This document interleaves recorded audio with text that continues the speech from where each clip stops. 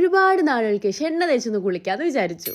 So ഒന്ന് പ്രകൃതിയിലേക്ക് നീട്ടി പിടിക്കാം. ഞാൻ യൂസ് ചെയ്യുന്നത് ഹെയർ വെല്ലിന്റെ ഹെയർ ഓയിൽ ആണ് കേട്ടോ. ഇന്ന് മൈ ഡാഡ തിരിച്ച് കുവൈറ്റിലേക്ക് പോവാണ്. സോ വേർപാടിന്റെ വേദന എല്ലാം മുഖത്ത് കാണുന്നുണ്ട്. അപ്പോൾ അതിന്റെ കുറച്ച് പ്രിപ്പറേഷൻസും കാര്യങ്ങളായിട്ട് ഇന്ന് മൂപ്പരുടെ സ്പെഷ്യൽ ആയിട്ടുള്ള കപ്സ് ആണ് ഉണ്ടാക്കുന്നത്. നമ്മളെല്ലാം ഇതിന്റെ ഭയങ്കര ഫാനാണ്. മാഷാഅല്ലാ, അടിപൊളി ടേസ്റ്റ് ആണ് കേട്ടോ.